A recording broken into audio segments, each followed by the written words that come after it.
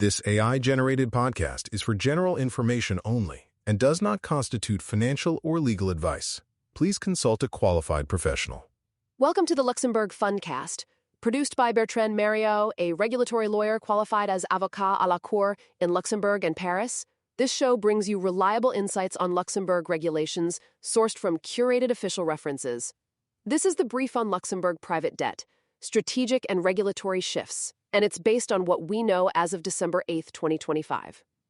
So, Luxembourg's private debt market, it's transitioned from a niche strategy to an absolute cornerstone, holding over 176 billion euros in US-promoted assets alone. But now, it's facing this critical intersection of new EU regulations, tax reform, and much tighter governance. First, we have to talk about AIFMD 2.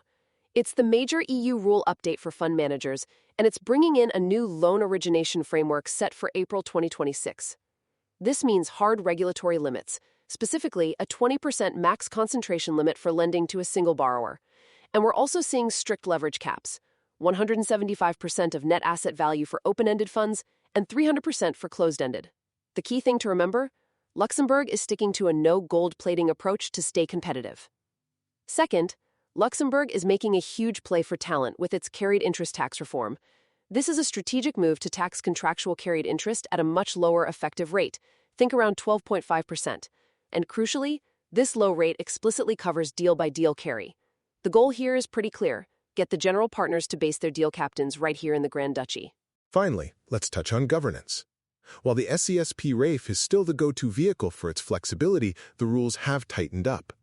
Legal managers now have to rigidly enforce the new CSSF rules on NAV error management, which sets a really low tolerance threshold, typically just 0.5% for private debt.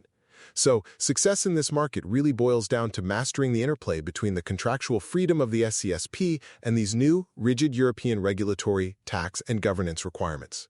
Please rate us on Apple Podcasts, follow on Spotify, or subscribe to Rigore Media and Bertrand Mariot on YouTube. Connect with Bertrand on LinkedIn.